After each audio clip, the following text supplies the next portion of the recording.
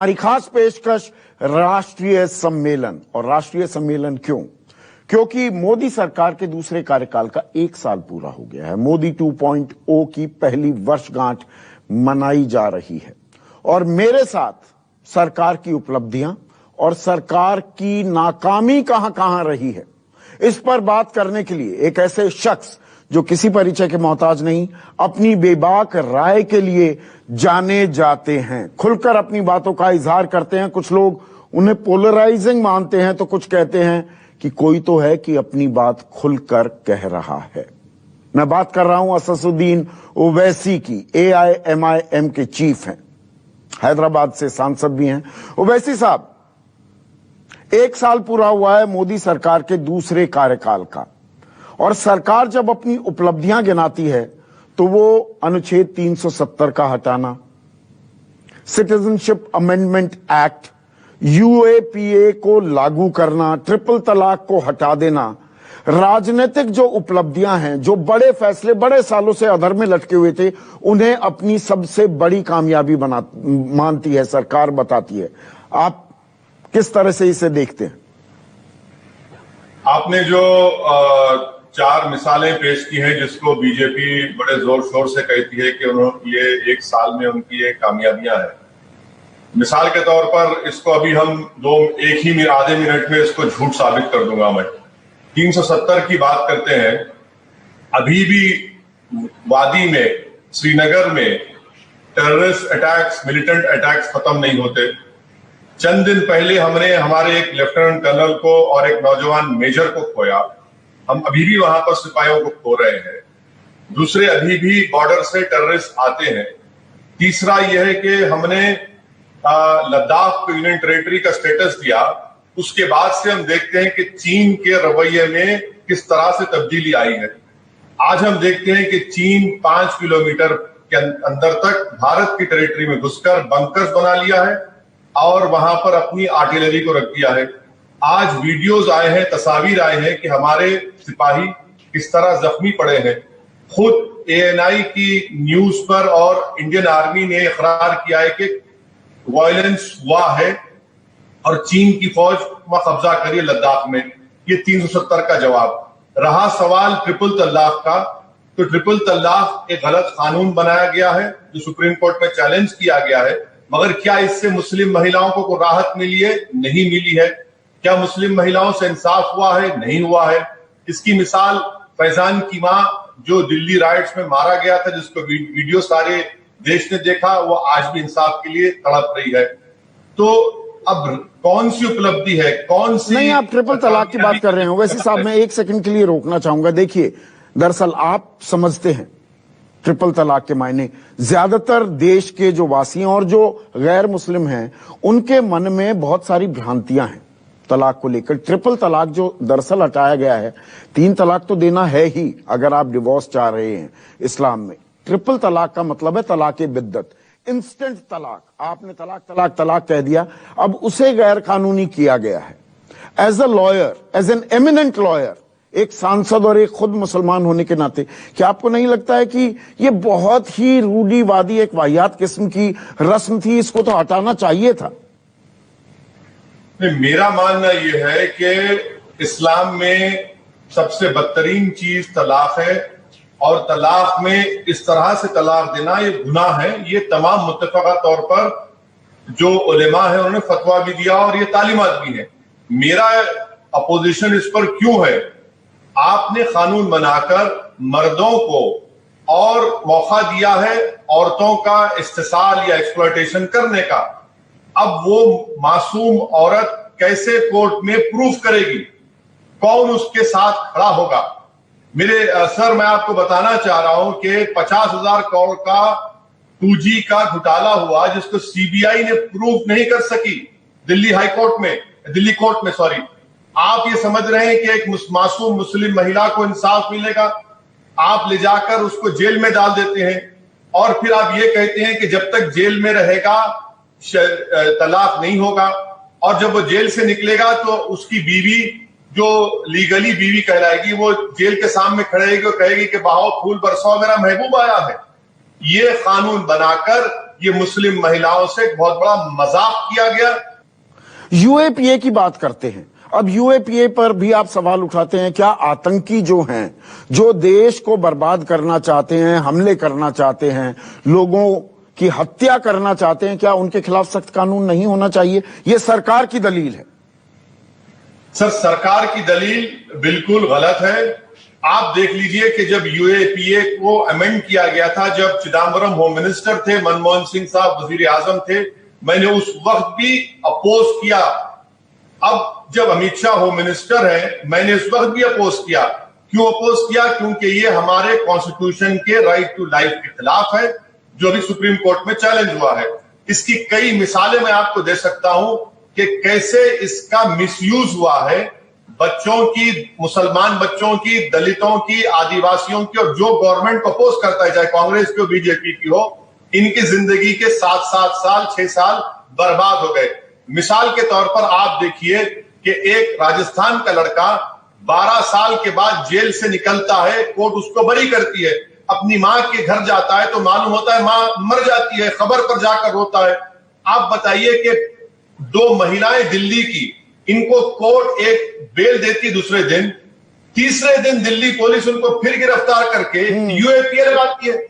Unlawful activities prevention act terrorism को रोकने के लिए नहीं, जो सरकार के खिलाफ है, पॉलिटिकल रिवेंज लेने के लिए एक्टिविस्ट के ऊपर और खास तौर से मुस्लिम नौजवानों के ऊपर जो पढ़े लिखे हैं, उनकी जिंदगी को बर्बाद करने के लिए, क्योंकि इसमें 190 दिन का टाइम मिलता है डिटेंशन का, जो दुनिया में कोई ऐसा कानून नहीं है।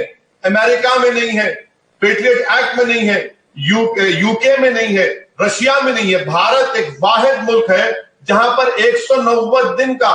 सर, आपको आखिरी मिसाल दे रहा हूं यूएपीए की।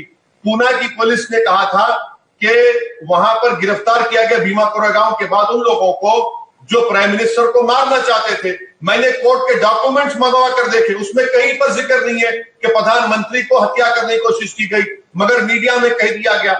हो क्या रहा है कि लोग जेलों में सड़ते हैं, पब्लिक की मेमोरी से लोग भूल जाते हैं और फिर 5-6 साल के बाद कोर्ट उनको बरी कर देता है। तो यूएपीए का कानून मिसयूज में ज्यादा हुआ है। रिकॉर्ड है कि 75% इसमें लोग बरी हो जाते हैं। तो फिर यह कानून कैसा?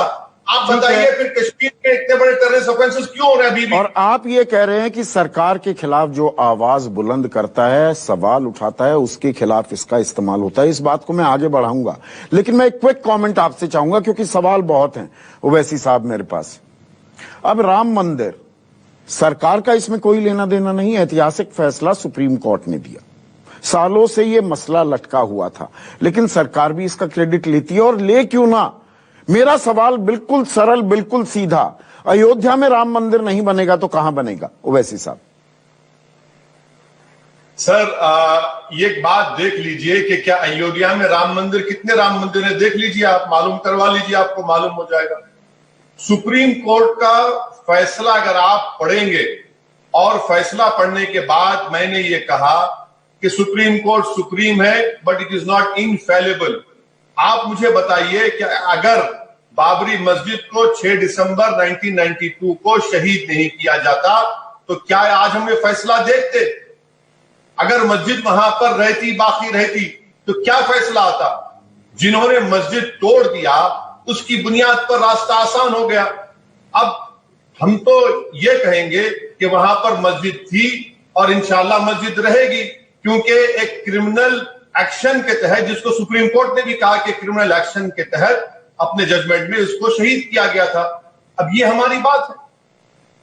नहीं, मेरे सवाल का जवाब नहीं दिया।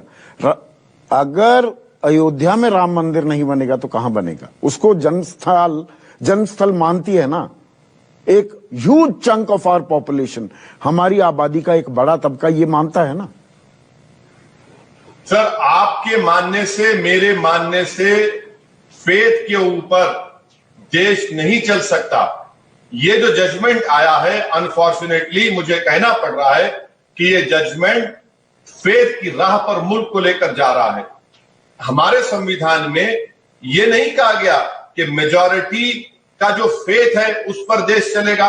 हमारे संविधान में कहा गया राइट टू इक्वालिटी, हमारे संविधान में कहा गया कि ये तमाम चीजें हमारे कॉन्स्टिट्यूशन कहता है। हमारा कॉन्स्टिट्यूशन किसी एक मजहब को नहीं मानता, ना इस्लाम को मानता है, ना हिंदुइज्म को मानता, ना किसी मजहब को नहीं मानता, बल्कि सेलिब्रेट करता है तमाम रिलीजन्स को, और उन लोगों को भी सेलिब्रेट करता है जो किसी मजहब को नहीं मानते। भारत राज्य बनने की राह पर जा रहे हैं, आप ये आशंका जाहिर कर रहे हैं मिस्टर ओवैसी? यकीनन आशंका नहीं बल्कि क्लियर कट है ना। आप देख लीजिए किस राह पर इस मुल्क को लेकर जा रही है बीजेपी। अब मैं कोरोना संकट, इस संक्रमण काल की बात करता हूं। 2 महीने से ज्यादा 68 दिन आज पूरे हो रहे हैं। सोशल डिस्टेंसिंग, देह की दूरी भी हमने मेंटेन की, घरों में हम बंद भी रहे, वो लक्ष्मण रेखा नहीं लांघी देश ने। और सरकार कह रही थी जान है तो जहान है, कि जान बचाना प्राथमिकता है, लेकिन अब जान भी और जहान भी, उस ओर हम आ गए हैं। अनलॉकिंग का पहला फेज कल से शुरू हो जाएगा। तो आप जो सरकार का रिस्पांस रहा है इस संकट काल, संक्रमण काल में, सरकार इसे कहती है कि देखिए अगर हम ये कदम ना उठाते तो बहुत ज्यादा लोग संक्रमित होते। दुनिया में हमारी सराहना, प्रशंसा की जा रही है। आप सरकार के इनिशिएटिव्स को, हमारे ये इन 68 दिन को कैसे देखते हैं ओवैसी साहब? सर, ये जो 68 दिन का मौका सरकार को मिला, उन्होंने गवाया नहीं बल्कि अपने दोनों हाथों से इसको खोया है। और प्रधानमंत्री ने क्या कहा था देश को? 21 दिन में हम इस पर जंग जीत जाएंगे। आप जीते प्रधानमंत्री, आप हार गए। इस task force, Covid task force का चीफ विनोद साहब ने कहा था कि 18 मई के बाद कोई कोविड नहीं होगा। झूठ साबित हुआ। 7-7 हजार, 6-6 हजार केसेस देश में बढ़ रहे हैं। तीसरा, आपने लॉकडाउन को यह समझा कि वायरस खत्म हो जाएगा। सारी दुनिया में हेल्थ एक्सपर्ट्स, खासतौर से एपिडेमियोलॉजिस्ट ने कहा कि हम टाइम बाई कर रहे हैं, मगर आपने एपिडेमियोलॉजिस्ट को किसी को कंसल्ट नहीं किया। आपने देश को धोखा दिया और खासतौर से मिडिल क्लास तबके से कह दिया कि भाई घंटी बजाओ, थाली बजाओ, दिए जलाओ, लाइट बंद करो। आज अगर आप मार्च के महीने में हमारे गरीब लेबरर्स को वापस भिजा देते, खासतौर से यूपी, बिहार, बंगाल, झारखंड को, उस वक्त वायरस कम था। आज अब इकोनॉमी खोल रहे हैं, हमारा लेबर जा चुका है, तो कौन से इकोनॉमी रिवाइव होगी? तो आप कह रहे हैं सरकार ने उल्टी गंगा बहाई। आप ये कह रहे हैं उल्टी गंगा बहाई, जो दरअसल अब कर रही है, ये फर्स्ट फेज में करना चाहिए था, बजाय के चौथे या 5वें फेज में करो। बिल्कुल आप सही कह रहे हैं, उसी वक्त करना चाहिए था। वो अंग्रेजी की कहावत है ना कि act in haste, repent in leisure. अरे भारत के प्रधानमंत्री सारी दुनिया के वाहिद हेड है एक कंट्री के, जिन्होंने कोविड क्राइसिस में एक प्रेस कॉन्फ्रेंस नहीं की, एक प्रेस कॉन्फ्रेंस नहीं की। मन की बात, लव लेटर लिखते हैं लोगों को आकर। अरे आप मीडिया के सामने क्यों नहीं आते? प्रेस कॉन्फ्रेंस करिए ना प्रधानमंत्री जी।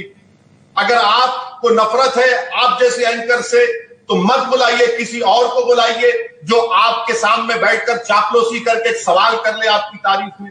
मगर एक तो प्रेस कॉन्फ्रेंस करते प्रधानमंत्री, एक प्रेस कॉन्फ्रेंस नहीं। पर मिस्टर ओवैसी, मैं बीच में रोकूंगा। आप लगातार सवाल पर सवाल उठाए जा रहे हैं। ये एक वैश्विक महामारी थी, ये कोई सरकार तो लेकर नहीं आई, ये बाहर से आई है। सरकार ने जो कदम उठा सकती थी, कुछ गलतियां होंगी, आप गलतियां करिए, पर आप तो, और मैं शब्द इस्तेमाल कर रहा हूं तुषार मेहता के, जो सॉलिसिटर जनरल हैं देश के, और क्योंकि आप एक बेहतरीन वकील भी हैं खुद, सुप्रीम कोर्ट में वो कहते हैं आप जैसे लोगों के लिए, और मैं भी उसमें शामिल हूं दरअसल, पर मैं आपका टेक चाहूंगा, that you are a vulture of doom. आप यहां पर बर्बादी के नाम पर ताली बजाते हैं कि देखिए आप गिद्ध की तरह हैं, आप नेगेटिविटी नेगेटिविटी नेगेटिविटी, नकारात्मकता के प्रतीक बन गए हैं। असदुद्दीन ओवैसी, ये सॉलिसिटर जनरल कह रहे हैं। नहीं, मुझे यकीन है कि मैं वही हूं जो समझ रहे हैं, मुझे उसकी फिक्र नहीं है सर। मैं यहां पर कोई इमेज मेकओवर के लिए पॉलिटिक्स में नहीं आया हूं। और वल्चर्स मैंने कह दिया, प्रॉफिट्स ऑफ डूम, और वल्चर की बात पर भी आगे आता हूं। You are a prophet of doom and you are a negative person. बिल्कुल बिल्कुल सर, इस देश को आप जैसे वल्चर्स की जरूरत है। वल्चर क्या करता है? वल्चर पूरे एनवायरनमेंट को साफ रखता है, पोल्यूशन से बचाता है। तो इस देश को और वल्चर्स की जरूरत है।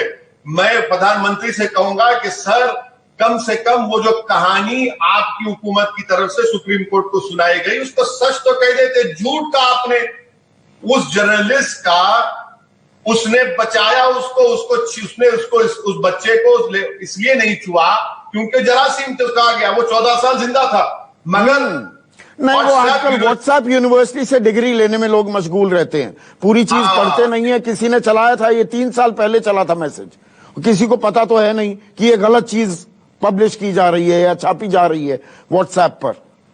अब बिल्कुल सर, बिल्कुल ऐसा है ना कि व्हाट्सएप यूनिवर्सिटी के ना सिर्फ ये लोग बानी हैं, वाइस चांसलर हैं, बल्कि जिंदगी भर के लिए इसके ओनर हैं ये लोग। झूठे फर्जी वेंटिलेटर दिए जाते हैं, उसकी कोई फिक्र नहीं है। झांसी में शर्मा एक साहब की लाश 4 दिन ट्रेन के टॉयलेट में पड़ी रहती है, उसकी फिक्र नहीं है।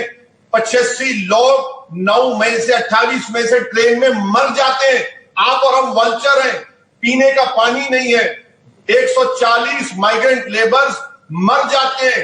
इस क्राइसिस, इस अनकॉन्स्टिट्यूशनल अनप्लान्ड लॉकडाउन जो मोदी सरकार ने किया, हम वल्चर हैं। फिर वही आप एक ही तरह का नैरेटिव चला रहे हैं। ओवैसी साहब, 51 लाख लोगों को ट्रेन के जरिए भेजा गया है, 40 लाख लोगों को बसों के जरिए उनके घर भेजा गया है, 20,97,000 करोड़ रुपए का बेल आउट पैकेज दिया गया है, मनरेगा में 40,000 करोड़ रुपए बढ़ा दिए गए हैं, जो मद है वो 182 रुपए से 202 रुपए कर दी गई है, मुफ्त में गैस के सिलेंडर दिए जा रहे हैं। ये फेहरिस्त इतनी लंबी है, कार्यक्रम खत्म हो जाएगा। आप पॉजिटिव्स बिल्कुल नहीं देखते हैं।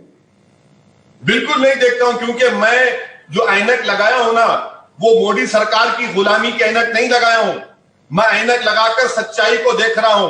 अगर आपने 20 लाख करोड़ का वो इकोनॉमिक पैकेज का ऐलान किया, देश के जितने बड़े बड़े इकोनॉमिस्ट है, गवर्नमेंट ने कहा कि 10% जीडीपी, झूठ है। 1.7% ऑफ जीडीपी भी नहीं है। ट्रेन चला रहे, मुंबई से ट्रेन जाना गोरखपुर को ओडिशा चले जाती है। आप खुद देखिए कि एक अबरार और एक सुनील नामी लोग पीने का पानी ट्रेन में नहीं मिला उनको। पीयूष गोयल साहब टाइम्स ऑफ इंडिया को इंटरव्यू देकर कहते हैं कि कोई भूखमरी से नहीं मरा है। कितनी झूठ बोलेंगे, आखिरी सवाल, अब आखिरी पॉइंट मैं आपके साथ जो रेज करना चाहूंगा, क्योंकि अब समय भी पूरा हो रहा है, सबसे संवेदनशील बात मैं आपसे पूछना चाहूंगा। इस कोरोना काल, अब तो ये 68 दिन हो गए, लेकिन पहले 15 से 20 दिन ऐसा भी लगा, और पूरी जिम्मेदारी से मैं ये कह रहा हूं असदुद्दीन ओवैसी, कि हम कोरोना वायरस से नहीं लड़ रहे, हम एक कम्युनल वायरस से लड़ रहे हैं। मरकज खबरों में रहा और मरकज की गैर जिम्मेदाराना हरकतें भी सामने आई, जिसके चलते कोरोना के शुरुआती संक्रमण का जो फैलाव था वो बहुत तेज गति से हुआ। क्या आप इस बात को मानेंगे? मैं नहीं मानता इस बात को, इसलिए कि 30 मार्च को केरला में जो 3 लोगों को कोविड हुआ था, वो कौन से मजहब के थे? इटली के टूरिस्ट जो आए थे वो कौन से मजहब के थे? और 30 मार्च को गुजरात में एक आदमी का सूरत से और दूसरे का किसी और जगह से लिया गया, उनका मजहब से क्या ताल्लुक था? बोरिस जॉनसन का मुसलमान थे क्या?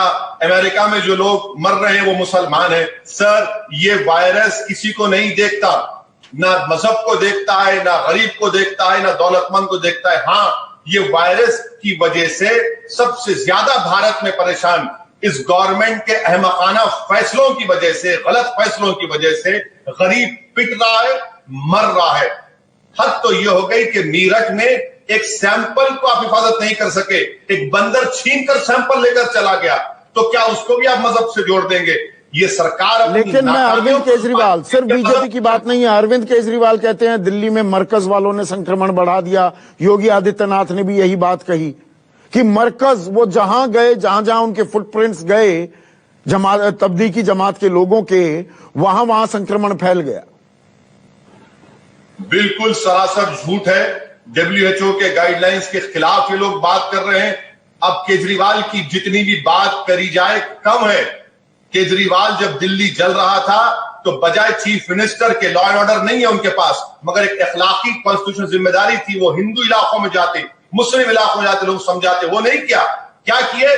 राजघाट पर जाकर खामोश बैठते हैं। ये केजरीवाल का असली चेहरा है जो लोग आज समझ रहे हैं। रहा सवाल उत्तर प्रदेश के चीफ मिनिस्टर का, तो वो कहते हैं कि अब कोई माइग्रेंट नहीं जाएगा।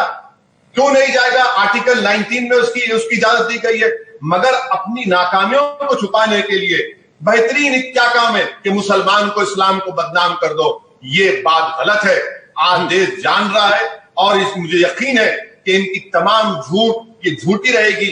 ये झूठ के अपनी झूठ को सच्चाई से नहीं छुपा पाएंगे इंशाल्लाह। आखिरी सवाल, तो क्या आप ये कह रहे हैं कि ये जानबूझकर कोरोना वायरस के नाम पर कम्युनल वायरस फैलाया गया, और क्या यही वजह है, अब मैं एक लीडिंग क्वेश्चन पूछ रहा हूं पर यह पूछना भी जरूरी है, क्या यही वजह है कि अजित डोभाल देश के राष्ट्रीय सुरक्षा सलाहकार 28 मार्च को रात को 2 बजे मौलाना साद तबलीगी जमात के मुखिया से मुलाकात करते हैं, और आज हम 31 मई को बैठे हैं असदुद्दीन ओवैसी, 2 महीने से ज्यादा हो गए लेकिन मौलाना साद कहां है, ये लाख टके का सवाल बना हुआ है।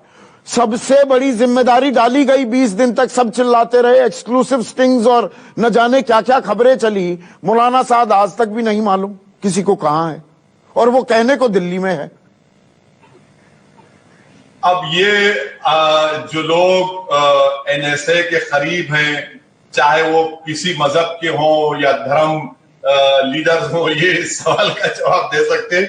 ये लीडिंग क्वेश्चन पर इसका जवाब मेरे पास नहीं है, मगर मैं इतना जरूर कहूंगा कि ये सरकार इस लॉकडाउन या अनकॉन्स्टिट्यूशनल लॉकडाउन है क्योंकि स्टेट्स के पास law and order, public health state का सब्जेक्ट है। मुझे अफसोस और गम इस बात का है कि कई non Congress, non BJP chief ministers इस लॉकडाउन को क्यों माने?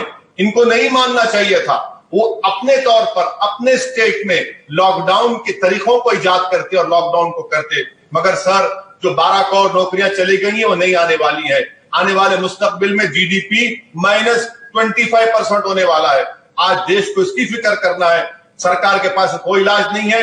लॉकडाउन के लिए 4 घंटे और लॉकडाउन खत्म करने के लिए 8 दिन।